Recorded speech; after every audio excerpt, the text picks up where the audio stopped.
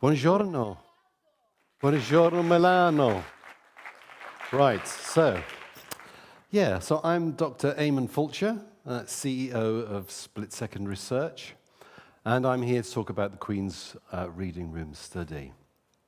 So my PhD, I'm a psychology degree followed by a PhD in artificial intelligence many, many moons ago. And when I tell people I do AI, I had a PhD in AI, they sort of envisage me chatting with some kind of bot online for my studies. But it was long before chatbots were even dreamt of. It was more about understanding learning algorithms. How could we get a machine to learn something? How could we get a machine to identify meaning in a large body of data? And one of the first outputs of that was a face recognition device.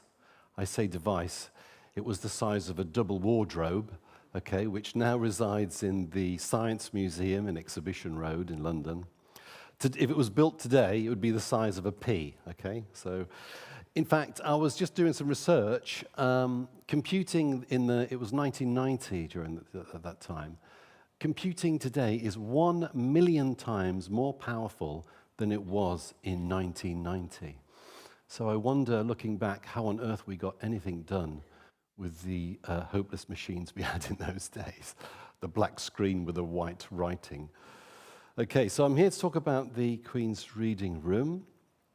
So we're split-second research, and we do quantitative research, and we specialize in response testing, so implicit response and response as a confidence index. And we do this for a very, very broad range of companies, from Heinz, so looking at baked beans, to looking at S.C. Johnson, drain unblockers, and a whole range of different kind of products and services. And so the team is essentially Geraldine, who's a master in project management. Geraldine is over there. Mark Webster is formerly a chairman of JWT, one of the world's largest advertising agencies. We found out he'd retired, so we snapped him up. And he's here too. And also Gemma Calvert, who's a professor of neuroscience, and she is in Singapore. Okay, and we have a new acquisition, who is Chloe, and Chloe is here. She's from Italy, so we're stealing her and taking her to Inglaterra. Thank you very much. So we do a range of services, from brand tracking, brand positioning, packaging, ad evaluations, many of the things that you've already seen this morning.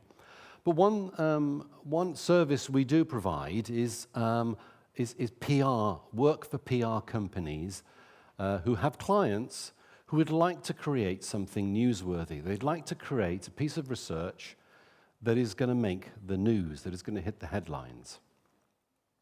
So they come to a company like us and they say, can you create some newsworthy research? So we put our heads together and come up with something exciting. Now, we've done quite a few projects on this, actually, over the years, working with Brain Signs, the Italian company, at Alton Towers theme park in central England, looking at children's physiological activation as they go through the slides. We did some work for Aldi, looking at what happens in the brain when people discover a bargain. And we did some work for golden syrup. I don't think you knew you have golden syrup in it. A very, very, very sugary toast topping. And they claim over the years that people can't describe what it tastes like. So we did some neuro and implicit research to identify what it actually tastes like. And we even put music to it. How about that? We've also done some research using implicit response testing, so focusing on attitudes. So one was an all-American family. What do Americans perceive as the all-American family. I think all-American means kind of your traditional, prototypical all-American family. And many, many people think, especially the people who make movies, think it's a white male, white female, 2 children, 1 boy, 1 girl, and a Labrador. That's the all-American family. It turns out that's the minority of the case in America. So that project was really about Islamophobia, homophobia, and gender bias, which was very, very interesting. We did some research for American Express looking at what goes on neurophysiologically when people are giving good service.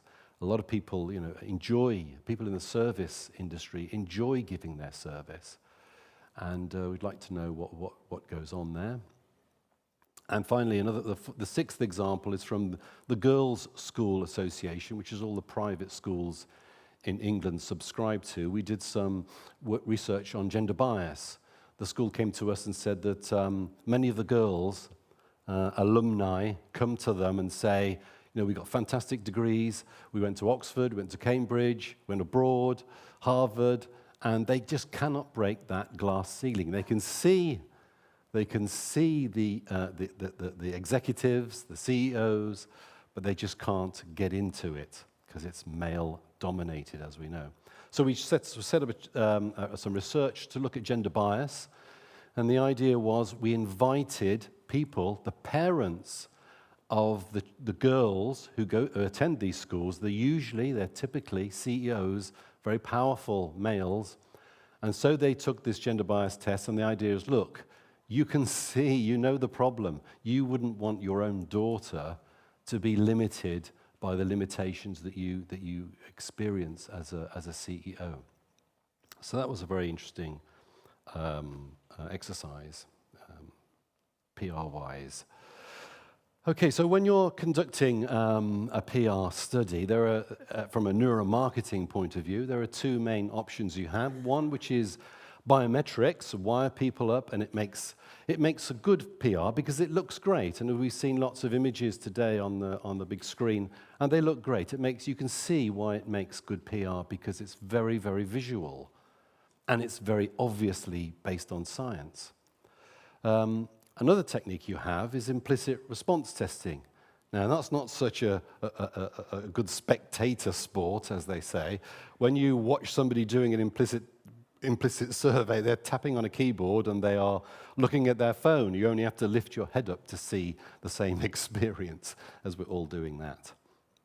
But what implicit does give you is a story about what people say they're going to do and how they really believe, what they say they believe, and what they really believe. And we call this the truth gap.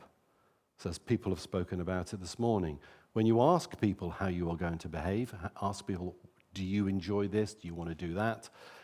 They say one thing, you measure them implicitly, you often get a different result, which is intriguing.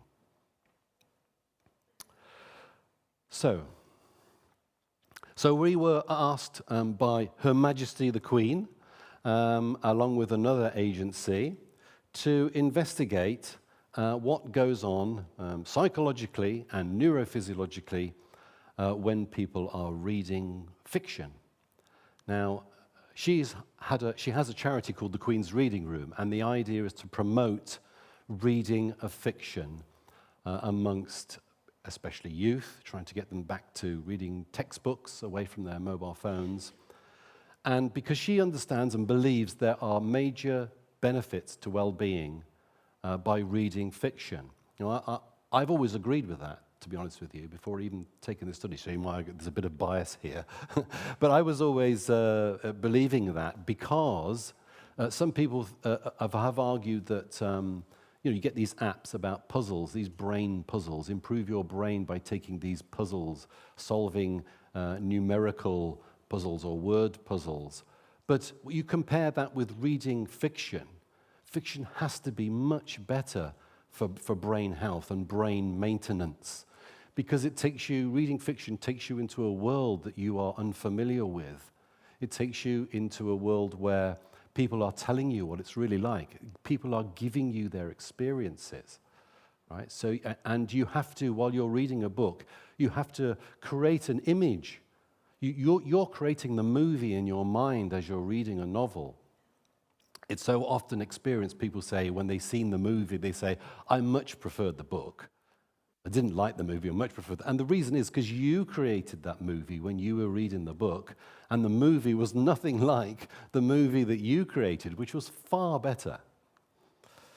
Okay, so that was our challenge. Could we in some way demonstrate or identify what the benefits of reading fiction are?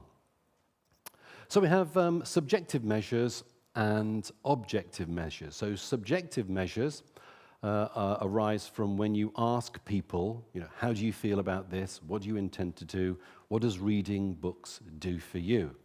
The focus there is on what the respondent says, what the respondent will tell you. And of course, you have no control over what the respondent is going to say.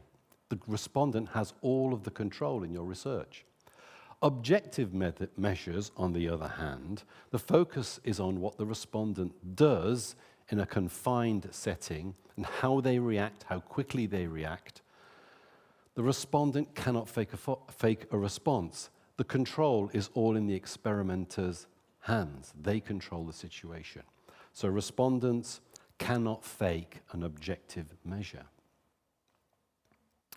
So there were two phases to this research using objective and subjective measures. So phase one, we used measures of brain health, so self-report on memory and concentration, and some memory tests, so short-term digit tests. If you're a psychology background, you will understand what that is. It's about how people can remember a short list of numbers. Concentration, which is the Stroop test, where you have to identify the color of some words that actually spell out colors, and they can be different or they can be the same. That's really a test of concentration. Mental health, so self-reported happiness, self-reported coping, self-reported loneliness. Empathy, we had some emotional intelligence tests, identify the emotion in these images. And we had a social connectedness scale. How socially connected do you feel? And then we have reading behavior. So we identified how often and when they read, what their attitudes towards reading are, and implicit testing.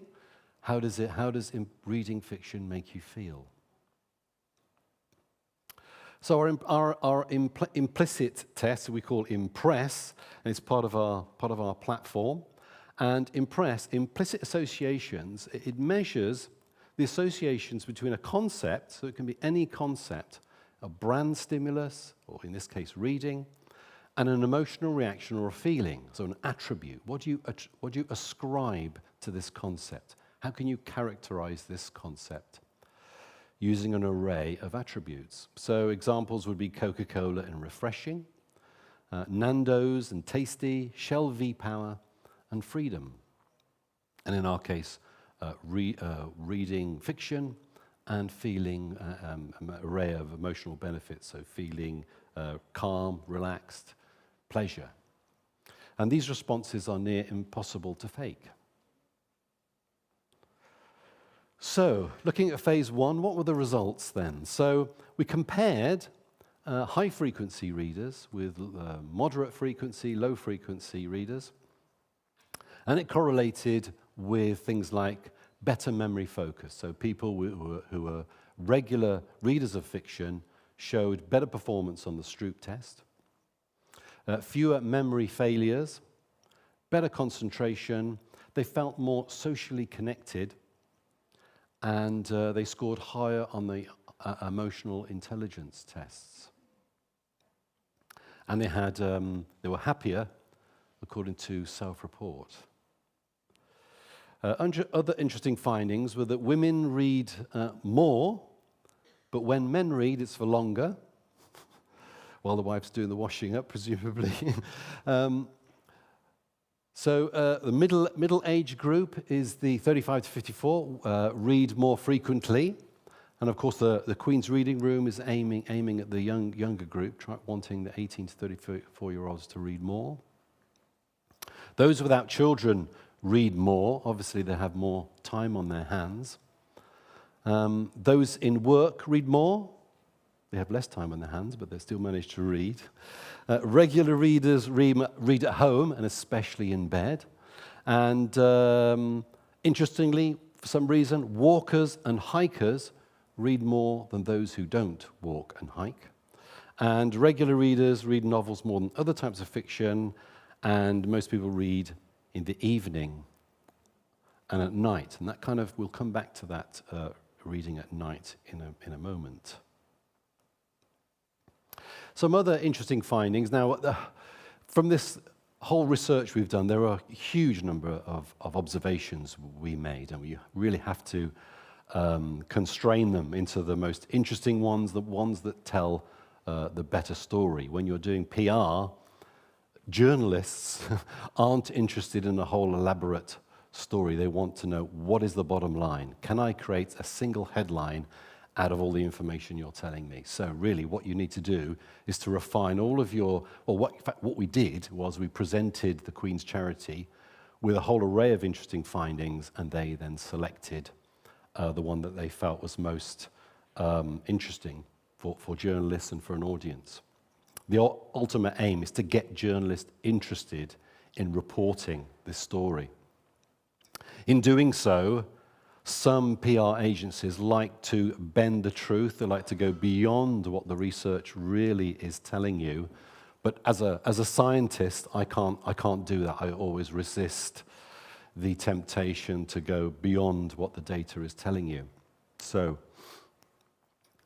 those other interesting findings that we had was that those who read literary fiction, as we looked at genre, showed higher results on the objective test. So the results I was describing earlier, they're more exaggerated for people who read literary fiction. Those, on the other hand, who read romance and horror showed better self-reported happiness and escapism. So one of their motivations for reading romance, as you can imagine, horror, is to escape the mundanality of everyday life. High-frequency readers also had more stronger implicit associations with all of those benefits. It was enjoying, comforting, relaxing. It provides me with something to talk about. It's good for forgetting about my problems. It improves empathy, reduces feeling lonely, improves my mental sharpness, and improves a sense of belonging. And again, implicitly, those who read literary fiction showed even higher implicit scores on those attributes. We also found that romance readers of thrillers, and horror were all better for forgetting about their problems. So in this case, in this particular screen, we're showing you some results that were not only found implicitly, but all kind of correlated quite well with self-report. Right, so phase 2, we now moved away from an online kind of survey to a lab-based situation where we wired people up with EEG and galvanic skin response. So EEG, as you've seen earlier, can measure things like attention, engagement, mental focus, can also measure an element of stress and relaxation that is feeling sleepy, interest, and focus. This is a device which is by Emotive, and it's mobile, so you can wear it, and you shouldn't really move around too much, but you can take it. It's easy to set up compared with the other devices that we've seen this morning. And the skin conductance is measured by the Empatica watch. So it measures galvanic skin response, so people sweat continuously, but they sweat more when they're feeling aroused in some way, excited, when they're feeling more aroused. So versus when they are not less aroused. And it also measures heart rate. Now, if you put arousal and heart rate, change fluctuations in heart rate and arousal together, so it's claimed, you can calculate the emotion that an individual is experiencing. So we use these two as our dependent variables in an experimental design. Okay, so what we wanted to do this time is not just put EEG on people's heads and measure them physiologically to see what was going on. We actually wanted to create an experiment. Could we compare changes in EEG with when somebody is actually reading a work of fiction versus when they're doing something else? So this is the design that we created. First design, we gave them a survey on personal problems, typically financial problems, relationship problems. It was a series of questions, 20 to 30 questions about their current issues. And the idea is not to overly stress our respondents. We don't really want to do that. We just want to alert them a little bit to you want to let them a slightly elevated element of stress. Then we divided them into two groups. One was the reading group, reading fiction of their choice for 5 minutes. And then the other group was in the mundane task. So we didn't really want to do something like brain puzzles. We didn't really want to diss brain puzzles and things like that. What we wanted to do was think of something, just an alternative task to reading fiction.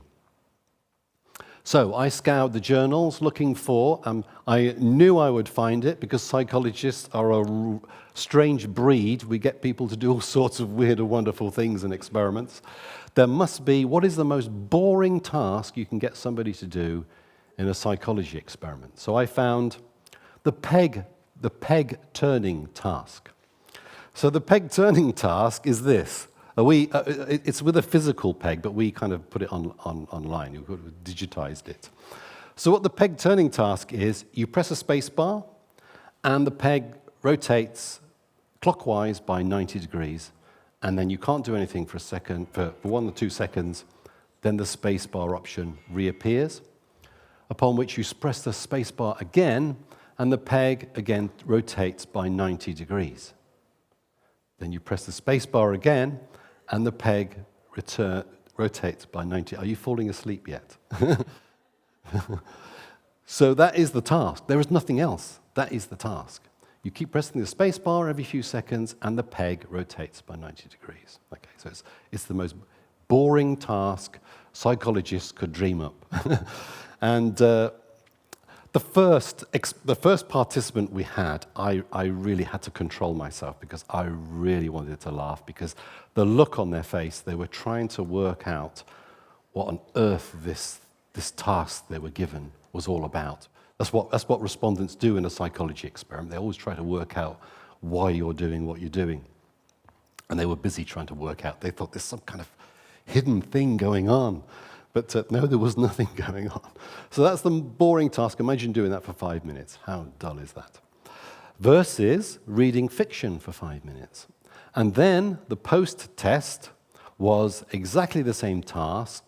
Exactly the same task they did before they were split into two groups, which was thinking about everyday problems by asking questions. Okay, they weren't exactly the same questions, but they were just kind of changed just to keep them alert a little bit about different problems. So you can see the prediction here. The prediction would be that you would compare activation of EEG and galvanic skin response during the pre-phase with the post-phase. And you would predict that there would be an increase in relaxation or a decrease in stress at the post stage as a result of reading versus the mundane task. And the mundane task is so boring, you may say, well, it's also going to reduce stress. So we might see a bit of fall of stress for the mundane task, but certainly the prediction would be for reading fiction for 5 minutes would show a decrease in stress. Now I know we're moving on to lunchtime. I've still got 15 minutes. By the way, if your tummies are rumbling, I still have 15 minutes to go. Okay. What were the results? Okay, so the EEG results were this. If you look at the blue line, where are we? This is the blue line. look, that is the mundane activity. So you see the pre is 40, and it increased to 44.9 during the mundane activity. So a small increase, well, quite a large actually increase in stress. And then it levels off at the post. So when you look at pre to post, you see an increase in 10% of stress for the mundane task, that mundane activity. You compare that with the reading fiction group, who show an immediate fall during reading fiction, and then an overall fall when they're thinking about their everyday problems again. That's a 9% reduction in stress. You compare the two, that is a 19% reduction in stress. Now, the beauty of experimental approach, which I have to say that a lot of clients don't appreciate or don't even want, is that you can infer causality. That's the whole purpose of an experimental design, is to infer causality. You're not just looking at an association here. We can see a direct causality. Okay, so we can conclude then that just, so I'm pointing it to that. This is evidence that reading fiction for just 5 minutes versus doing something very boring can reduce stress significantly. We also had 3 kind of phases of the test. People reading in the morning, people reading at lunchtime, and people reading in the afternoon. And we found that reading in the morning, we had a stronger effect for those who were doing the reading task in the morning. And it's like reading in the morning, you might conclude, can set one up for coping with everyday problems throughout the rest of the day. What were the SCR results? So again, here's the blue line. Mundane activity, quite a dramatic increase in stress, but there was also an increase for the reading group when measured by SCR. Remember, they were thinking about their problems. Okay, so that's why we could argue why we do get an increase, but not as strong as that. So looking at the 2 data, we can say that the mundane activity show an increase in 85%, whereas the reading group show an increase in 31%, a difference of 54%. So the mundane activity increased SCR dramatically. So they actually did find it a stress. You'd have to conclude they did find the peg-turning task stressful. And the reading fiction increased SCR moderately. So as you could argue, the difference is huge, that the reading fiction is a stress suppressor. It kind of keeps a lid on the stress, as this example shows. Right. Now, was it newsworthy? So obviously the PR agency went with the stress reduction. There were a whole array of different findings we had, but they found that one the most newsworthy, the one to go to the media with. So was it newsworthy? Here we are. This is Good Morning Britain, arguably one of the most popular TV shows in the UK, and this is how it was presented. Now, the Queen has hailed the results of her book club's first scientific study, which found 5 minutes of reading a day is as valuable to mental well-being as walking 10,000 steps. She hosted a reception at Clarence House to celebrate the Reading Room charity, which aims to change attitudes towards the written word, as Michelle Morrison reports. Promoting the power of reading, Queen Camilla speaking about her passion in front of a famous face or two. In addition to our 5 a day and our 10,000 steps, we should all be aiming for at least 5 minutes of reading every day. She said in the past, no matter how difficult life is at the time, you can always escape with a book. With recent news on the health of the King and Princess of Wales, it's perhaps a sentiment that's more important to her than ever. But as well as taking comfort in a good book herself behind closed doors here at Clarence House, she's also encouraging others to do the same. So her charity, the Queen's Reading Room, has been doing its homework. It's carried out a new study looking at the electrical activity in our brains as we read. Oh dear. I pressed the button. Oh dear, you're going to have to see it again, sorry. I missed the end. This is the boring Now, the Queen has task. hailed the results of her book club's You can always escape with a book. With A recent book. news on Scottish, the health can of the you hear the King and Scottish Princess accent? of Wales, it's perhaps a sentiment that's more important to her than ever. But as well as taking comfort in a good book herself behind closed doors here at Clarence House, she's also encouraging others to do the same. So her charity, the Queen's Reading Room, has been doing its homework.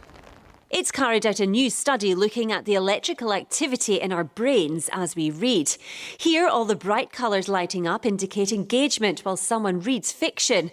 It found just 5 minutes of doing so can reduce stress by 20%, and readers are significantly less likely to feel lonely. When you have inputs, things that are stimulating like reading, and you're imagining the story, you're actually changing the circuits in your brain. And the circuits in your brain control things like stress. Storytelling does us good, and now we know it's true. So, that's the message from the Queen's Reading Room. Get reading. Reading rocks! And in the Queen, of course, we've got our very own Rock Queen. Despite the King attending an engagement yesterday, Queen Camilla has mostly been carrying out duties alone while he undergoes treatment for cancer. Taking her own advice to read may just help her negotiate this difficult chapter. Michelle Morrison, Good Morning Britain. Okay, so as you can see there, we've got a good result. A good result. Also, the press, the Fleet Street, as we call it, it was covered by the press, Express, the Telegraph, the Independent, and lots of newspapers and websites that cover all things royal. So obviously the research was based on getting publicity for the client, in this case the Queen's Reading Room, and it succeeded in doing that. But of course, as an agency, you are just in the background. It's not for you. But sometimes you can get lucky, and sometimes you can get a mention. So that screenshot there was actually shown on TV, and if you look very carefully with your magnifying glass, you can see split-second research in the top left-hand corner. And also in the press, sometimes they will mention this research was carried out by split-second research. Sometimes they don't mention it. So for us, that's kind of a freebie, really, a free side effect of doing this kind of thing. So conclusions then from this kind of thing is a market research using real humans, not synthetic ones. By the way, I just coincides. I have an article coming out on my website where I write about the uses and abuses of synthetic respondents, so go visit. It can create newsworthy items. Neuromarketing can yield new insights. They are objective, and they get you closer to the truth. And experimental design is great for causality, in this case asking why do people read, and what does it do for them? So we are split-second research, and that's what we did. Just to end with a quotation, a reader lives 1,000 lives before they die. The one who never reads lives only one. Okay, thank you very much.